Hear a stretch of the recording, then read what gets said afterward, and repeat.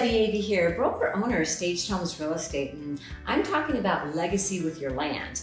And we're talking specifically about the property that I purchased. So I'm just going to give you some numbers to break it down for you.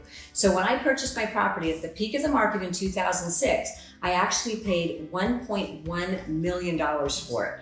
When I purchased the property, it had a main house, which was about 3,000 square feet, and the guest house, which was permitted as a pool house. We had a beautiful pool with a waterfall and a spa, and we also had a 650 square foot cabana outside with a beautiful built-in barbecue, living room, and fireplace with 4 TVs. Now you know why I fell in love with the property. But now, years later, as we're learning to build our legacy, I'm looking at this footprint and I'm developing out the property to maximize its equity and its income. So take this, properties go for price per square foot. So every time that you add living square foot, it increases the value. So let's take the guest house, for example. It's about 1,000 square feet. We're getting roughly $300 to $400 a square foot in this particular area. But let's just take the 300. That's $120,000 more just for the guest house. Now we're gonna take the additional 700 square feet in my garage conversion. Let's go 3 again. $210,000 for the garage conversion.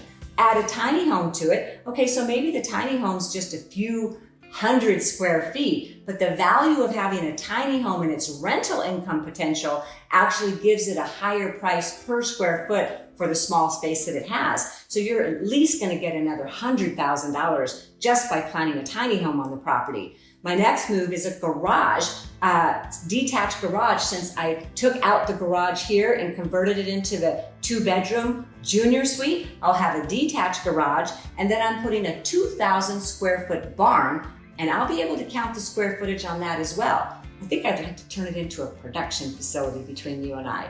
Eventually, I'm gonna move into the barn. I know that sounds funny, but if I do it right, I can plan it out so that becomes livable space. It has a kitchenette in there, and it could be absolutely gorgeous. So I might show myself living in the barn one day so that I could maximize the income from the main house. Why not? I could get $500 a night here for Airbnb just on the main house. So my goal is to take this entire property as a legacy for my kids, maximize every single footprint of the land to the ability that I'm able to legally in the county of Vista where I live.